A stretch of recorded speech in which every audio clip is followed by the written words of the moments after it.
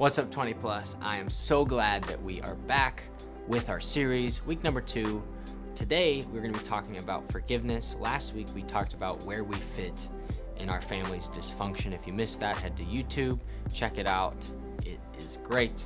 But today, we get to talk about forgiveness. And as we prepare for Thanksgiving, as we prepare to go be with our families, we talked a little bit about this last week, but how we can reconcile ourselves with people who maybe have hurt us in the past, or people that we disagree with, or maybe they disagree with us on a lot of things. And I think in a lot of ways, it comes in unforgiveness. It comes in bitterness that we hold on to. And as we go into the holiday of Thanksgiving, it's interesting how many of us can be not very thankful to spend time with our family on Thanksgiving. And it seems a little counterintuitive, but it's just the reality of where a lot of us are. I'm going into Thanksgiving, but not too thankful to be spending time with them. And Ephesians gives us this advice. It says, get rid of all bitterness, rage, and anger, brawling and slander, along with every form of malice or bad things. Be kind and compassionate to one another, forgiving each other, just as Christ forgave you. And so as that's the example, we say, okay, get rid of bitterness, get rid of anger, get rid of all of these things. And that sounds super great, but the reality is that's not always so simple to do. And as I was praying about this and thinking, okay, God, what is it that we want to talk about when we talk about forgiveness? I was reminded of the Lord's Prayer. And the part in the Lord's Prayer is forgive us our debts, or forgive those who trespass, depending on the translation that you read. And the reality is that that's a part of the prayer that Jesus has us read.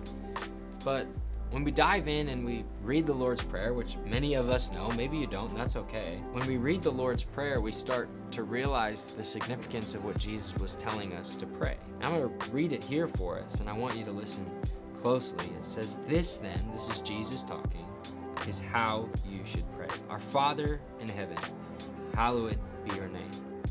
Your kingdom come, your will be done, on earth as it is in heaven. Give us today our daily bread. Forgive us our debts, as we also have forgiven our debtors. And lead us not into temptation, but deliver us from the evil one. It goes on, the following 2 verses. It says, for if you forgive men when they sin against you, your heavenly Father will also forgive you. But if you do not forgive men their sins, your Father will not forgive your sins. And it's an interesting point, because we read the Lord's Prayer, but we usually leave out those last 2 verses. It's not a part of the prayer that Jesus was saying, but we just stop and say, oh, the prayer is done, I guess I can close the book. But the reality is the 2 verses after it are maybe just as important as the prayer itself. To say, if you don't just forgive people as well, then why would you expect me to forgive you? Many of us have prayed that prayer, said, Jesus, I want to be forgiven of my sins. I want to say yes to you and accept you into my heart. But if we're not able to forgive others, if we're not able to forgive our family, then why would God then want to forgive us? And it's quite the extreme example that God's giving us. But I think he shares in this verse how important and how much he values forgiveness. But why don't you forgive them? Because I've forgiven you. As you pray to be forgiven by God, God says, that's amazing, and I love that.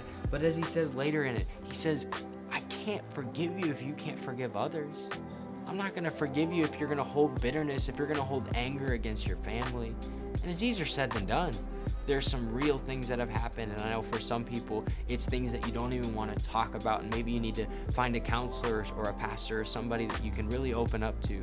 But the reality is that there's so many things that we hold on to, and the gift of forgiveness is that when we forgive somebody, it's actually a weight that's lifted off our shoulder. I know for me, there's been things that I've needed to share, whether that be, sin in my life as a kid that I needed to tell my parents, or whether that was unforgiveness that I had towards somebody else, and it holds and it builds and it festers and it turns into that, is what Ephesians is talking about, is it's bitterness, it's hurt, it's pain, and you're holding on to it. And when you forgive, all of a sudden, the tension releases.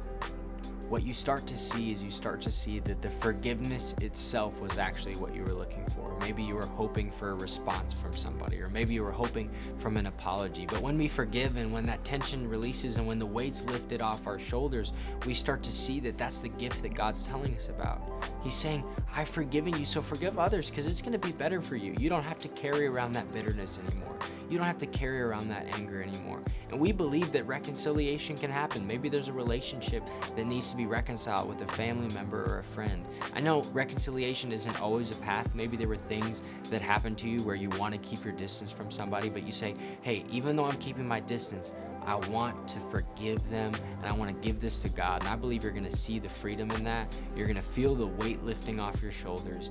And it's just an amazing experience when you can truly forgive somebody. And when you're carrying around no unforgiveness, when your baggage is light, you just live such a more free life, and you can love God and serve God. You don't have to worry about what other people say about you, and it becomes easier and easier to forgive the more that we do it. So I'd encourage you to practice forgiving. Maybe this holiday season, there's people that you need to forgive, and maybe before you show up to Thanksgiving or before you show up to Christmas, you need to say, God, I'm forgiving these people for what they said to me, what they did to me, maybe the things that I wish that they had done in my life, or they weren't there when I needed them, but I'm going to forgive them, because that's what you've called us to do. And I believe you're going to have a better holiday season.